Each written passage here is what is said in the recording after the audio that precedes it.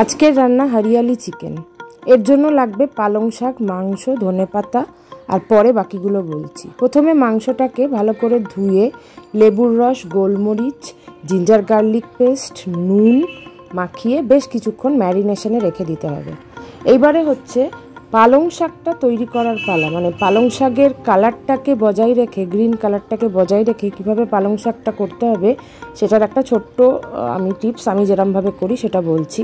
জলটা অল্প গরম করে পালং শাকগুলোকে প্রথমে আমি পটাশিয়াম পারম্যাঙ্গানেট ক্রিস্টালে ভিজিয়ে রেখেছিলাম একটু ডিসইনফেক্ট করার জন্য।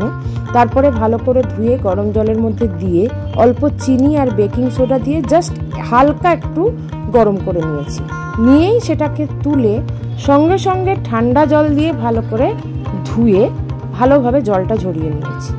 জল ঝরানোর পর সেই পালং শাকটাকে মিক্সারের জারে দিয়ে স্মুথ পেস্ট করেছি, কিন্তু তার সঙ্গে ধনেপাতা এবং কাঁচা লঙ্কা, অল্প একটু নুন আর জিরে গুঁড়ো এই কটা অ্যাড করেছি।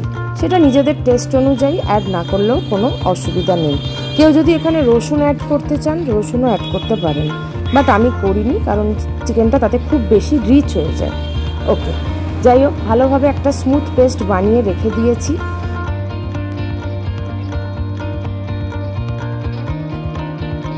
আচ্ছা, এখানে একটা আলু কেটে রেখেছি, যদিও আলু দেওয়ার কথা নয়, তাও আমাদের মাংসতে আলু না দিলে কিন্তু চলে না আমাদের বাড়িতে।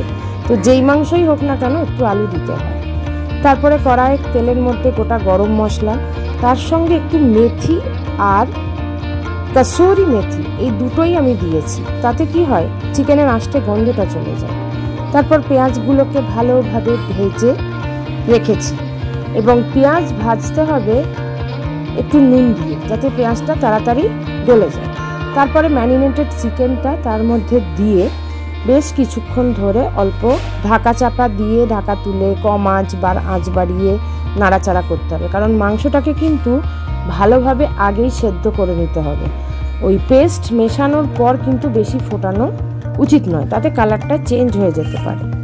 এরপরে আলু, জিঞ্জার গার্লিক পেস্ট, মাংসতে যা যা লাগে আর কি, সেই সমস্ত কিছু অ্যাড করতে হবে। তবে এখানে আমি কোনো টমেটো ইউজ করিনি, আমি এটা অল্প দই ইউজ করেছি শুধু। তো আপনারা চাইলে টমেটো ইউজ করতে পারেন। টমেটো ইউজ করলে কালারটা কিন্তু গ্রিন আসে না, সেই জন্যই আমি টমেটোটা ইউজ করিনি। যাই হোক, মাংসটাকে নুন সমস্ত মশলা দিয়ে ভালো করে কষিয়ে যে জার ধোয়া জলটা ছিল প্রথমে আগে আমি সেটা দিয়েছি, সেটা দিয়ে বেশ কিছুক্ষণ ফুটিয়ে 5-10 মিনিট মতো, তারপরে একটু হলুদ গুঁড়ো দিয়েছি, এবং তার কিছুক্ষণ পরে আমি যে মেন পেস্টটা ছিল পালং শাক এবং ধনেপাতার সেটাকে অ্যাড করেছি, যাতে বেশিক্ষণ ফোটাতে না হয়, কিন্তু না ফোটালেও আবার গন্ধটা যাবে না। তো নাড়াচাড়া করে ঢাকা দিয়ে এই অল্প একটুখানি চিনি দিয়ে এই 10 মিনিটের মতো রেখে দিলাম। 10 মিনিট ধরে এটা বেশ ভালোভাবে ফুটলো। 10 মিনিট ফোটার পর মাঝে মাঝে একটু নেড়ে দিতে হবে আর কি, ঢাকা খুলে নেড়ে, তবে এটা ঢাকা দিয়ে করাটাই বেটার, নইলে কিন্তু কালারটা চেঞ্জ হয়ে যেতে পারে। আমি গরম মশলা গুঁড়ো একটা জায়গায় গুলে নিয়ে গরম মশলার গুঁড়োটা দিলাম, শাহি গরম মশলা, আর কেউ চাইলে এখানে ফ্রেশ ক্রিম দিতে পারেন, আমার বাড়িতে ছিল তাই আমি একটু ফ্রেশ ক্রিম দিয়ে ঢাকা দিয়ে বেশ কিছুক্ষণ রেখে দিয়েছিলাম। তারপরে বড় মেখে দিয়ে প্রথমে পরিবেশন করলাম। এইভাবে আজকে হরিয়ালি চিকেনের রেসিপিটা শেষ হলো। নমস্কার।